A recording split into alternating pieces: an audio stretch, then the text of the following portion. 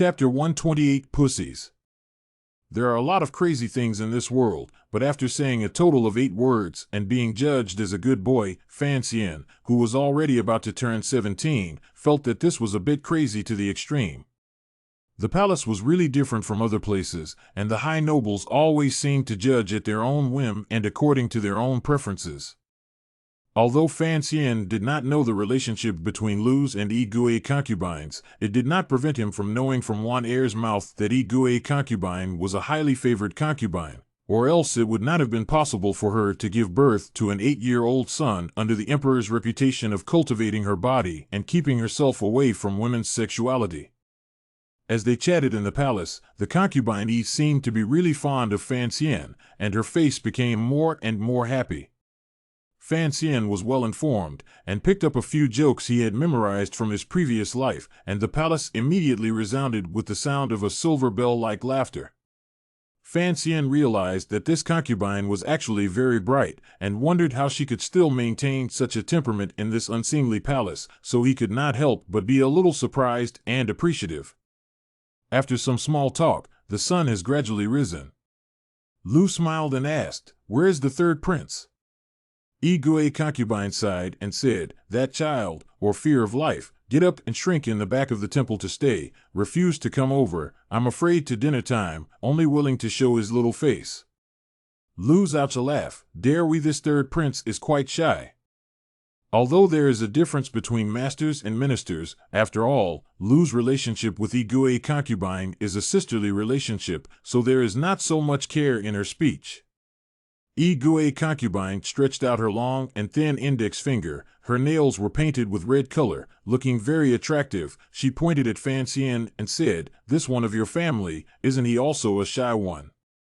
It was at this moment that a slightly shy smile appeared on Fan Xian's face, fittingly answering Gui's concubine's words. "All right, sister, you and Ruo will stay here and chat with me." Yi Gui's concubine seemed to know that Lu was unwilling to go to the empress and eldest princess, and took it upon herself to stay as a guest. "I'll just have Qinger lead Fan Xian to those palaces." Lu's brow slightly darkened, saluting, "How can this be?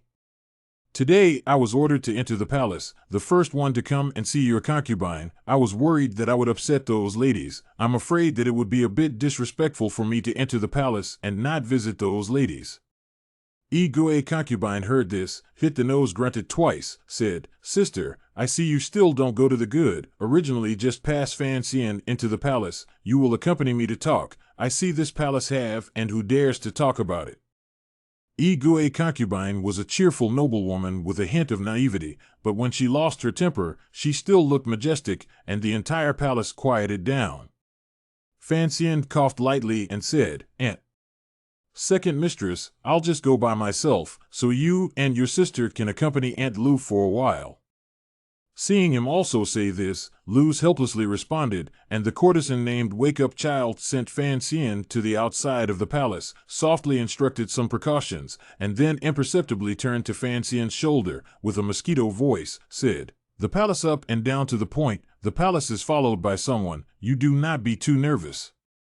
Fan Xian's heart was in awe, he answered, and turned back to see his sister follow him out, looking at himself with a positive look of encouragement. His heart was warm for no reason, and he thought with a smile, when a mother-in-law looks at her son-in-law, the more she looks at her, the more she is happy, not to mention that she was born with such a beautiful skin, so she can deal with a few palace mistresses, and it's not just a handful of handfuls of handfuls of handfuls of handfuls of handfuls of handfuls of handfuls. After the extra horse harnessed by the side of the emperor's side candidate left the palace room where Yi Gui's concubine lived, Lu gave Fan Ruo a few words of advice, and then went into the inner room with Yi Gui's concubine. Yi Gui's concubine looked into her eyes slyly and said, "For years ago, I advised you not to listen to those 2 palaces, but this is good. Fan Xian is still alive and well, but you have chilled Lord Fan's heart. Sister, you're intelligent for a lifetime. Why did you make a mistake then?" Lu was stunned in place, unable to speak for a long time, her eyes gradually becoming resentful, and she said softly, "Your Highness is also aware that those of us who are mothers, aren't we just thinking about our own children? The third prince is now young, You can still stay out of it. After some more years, I'm afraid you'll understand why I made such a big mistake at that time.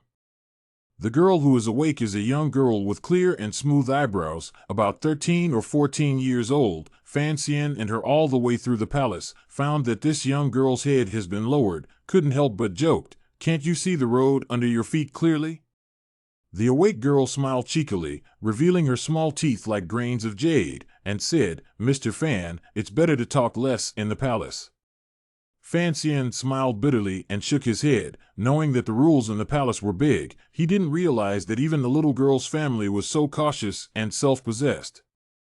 Fan Xian followed behind Wake Up Child, looking at the courtesan's clothes on her. His eyes swept over the little girl's undeveloped waist, and immediately shifted to the palace's buildings, his face with a smile, but his brain was running rapidly, trying to firmly memorize these complicated road scenery in his mind, to get ready for that thing in the future.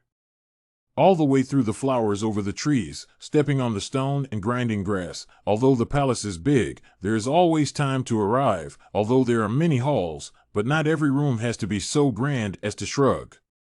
Looking at the quiet courtyard in front of him, Fan Xian took a deep breath. Along with the courtesan Wake Up Child walked in.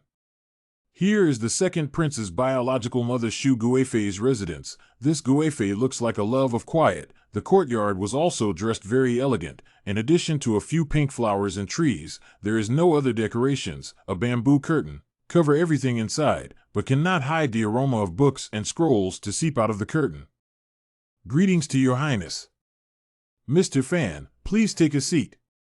Without any unnecessary clamor, Fan Xian and this noble consort Shu sat across the curtain, and without much warning, noble consort Shu suddenly asked in a clear voice, "I'm often a guest in the sad autumn, and since you were often in Tanyu when you were young, could it be that you thought that Kyoto was just a place for guests to live in?"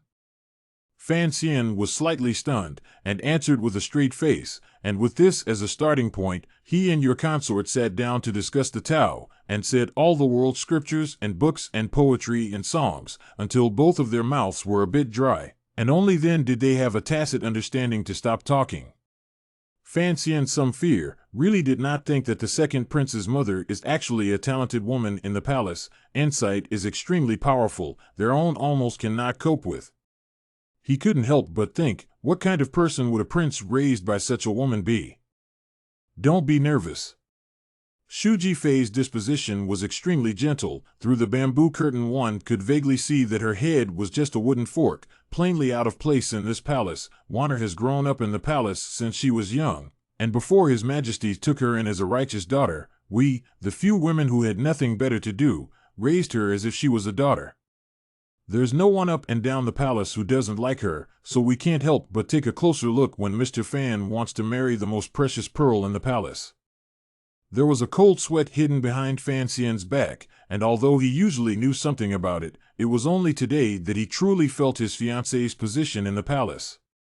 Shu Kuei concubine was gentle and light, and seemed to be more than satisfied with Fan Xian's talk. After a long time, she let Fan Xian retreat. Just before separating, she said softly, "This palace likes to read books, and His Majesty has searched for some rare books for me, and I've already asked the palace people to pick the precious ones among them and make a few copies of them, and since Mr. Fan is going to the other empresses at this time, I'll have someone send them to concubine Igue."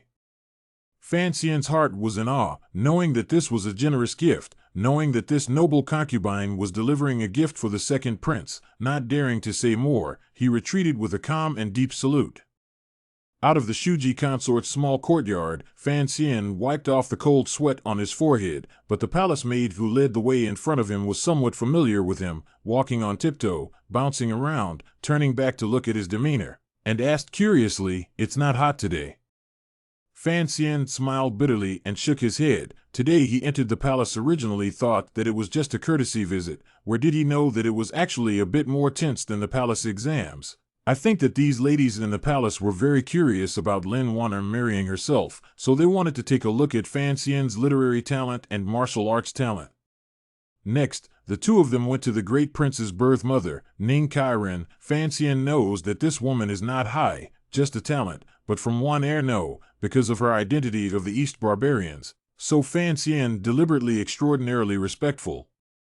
Ning talent nearly 40 years of age, but is still charming. Between the eyebrows of the flavor is indeed extremely East Barbarians women's gentle feeling. These years the big prince has been in the Western Barbarians at the 100 Days Edge. Her knees no one cannot help but some loneliness. Good and the Lin Wanner in the palace often come to this place to play, so her feelings for Wanner and the other mother is not general. Only to see her coldly looking at Fan Xian, her phoenix eyes chilling. You are Fan Xian. Fan Xian knew that this noblewoman had saved His Majesty the Emperor on the battlefield back then, and had raised an imperial son who was capable of fighting, and was certainly a person of great majesty herself, so he wasn't shocked, and calmly responded, "It is precisely my humble servant." Kai Ning sized him up for a few moments, and to Fan Xian's surprise, she didn't say anything, only coldly saying, "Treat Wanner well." Fan Xian liked the cleanliness of this, and responded with great joy, "Please rest assured, Your Highness. There must be something fishy about that incident on Oxen Street. I don't believe that you could kill an 8th-ranked expert." Talent Ning sized up his frame and snorted coldly, "Looking at your skinny appearance, how can I see that you're not a person capable of martial arts and fighting well?"